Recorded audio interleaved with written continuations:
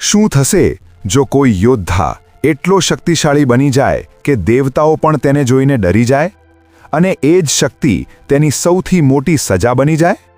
આ છે કથા અશ્વત્થામાની, એક એવો યોદ્ધા જેનો ઉલ્લેખ આજે પણ રહસ્ય અને ભય સાથે થાય છે. મહાભારતનું યુદ્ધ અંત તરફ હતું. ધરતી લોહીથી રંગાઈ ગઈ હતી અને આ બધાની વચ્ચે અશ્વત્થામાના દિલમાં માત્ર એક જ અગ્નિ બાકી હતી: બદલો. તેના પિતા દ્રોણાચાર્ય, જેમને તે ભગવાન સમાન માનતો હતો, તેમનો યુદ્ધમાં કપટથી અંત આવ્યો હતો. આ સત્ય અશ્વત્થામાના હૃદયમાં ઝેર બની ગયું. એક રાત્રે ઘોર અંધકારમાં તેણે એક એવો નિર્ણય લીધો જે ઇતિહાસને હચમચાવી દેશે. તે પાંડવોના કેમ્પમાં ચૂપચાપ પ્રવેશ્યો, પણ તેણે યુદ્ધના નિયમો તોડી નાખ્યા. સૂતા યોદ્ધાઓ પર હુમલો કર્યો અને નિર્દોષોને મોતને ઘાટ ઉતાર્યા. આ શૌર્ય નહોતું, આ તો અંધ ગુસ્સો હતો.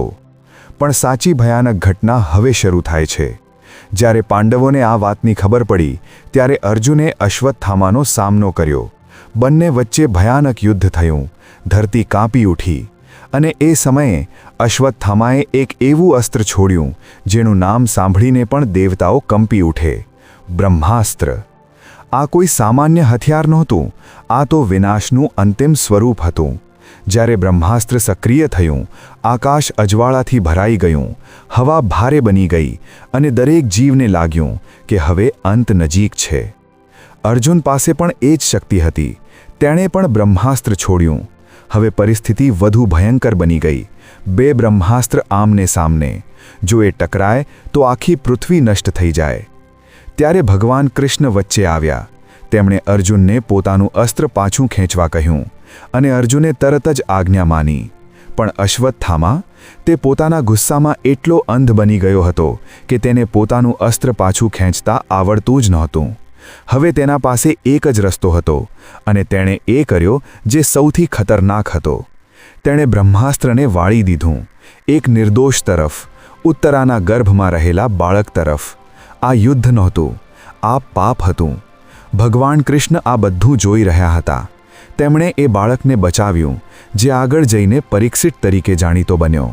પણ અશ્વત્થામાના આ કર્મે તેની કિસ્મત સદાકાળ માટે બદલી નાખી. કૃષ્ણે તેને શ્રાપ આપ્યો: તું અમર રહેશે, પણ તારી આ અમરતા તારી સૌથી મોટી સજા બનશે. તારા ઘા ક્યારેય નહીં ભરાય, તારા શરીરમાંથી લોહી વહેતું રહેશે અને તું યુગો સુધી એકલો ભટકતો રહીશ. વિચાર કરો, જે અમરતાને લોકો આશીર્વાદ માને છે, એ જ અશ્વત્થામા માટે અભિશાપ બની ગઈ. આજે પણ ઘણી માન્યતાઓ કહે છે કે તે જીવિત છે, જંગલો અને સુનસાન જગ્યાઓમાં ભટકતો, પોતાના પાપોની સજા ભોગવતો. શક્તિ હોવી ખોટી નથી, પણ જ્યારે એ શક્તિ ઉપર કાબૂ ન રહે, ત્યારે એ માણસને નહીં, માનવતાને નષ્ટ કરી નાખે છે. જો તમને આવી રહસ્યમયી અને શક્તિશાળી વાર્તાઓ ગમે તો વિડીયોને લાઇક કરો, શેર કરો અને ચેનલને સબસ્ક્રાઇબ કરવાનું ભૂલતા નહીં, કારણ કે આગળની વાર્તા હશે વધુ ચોંકાવનારી.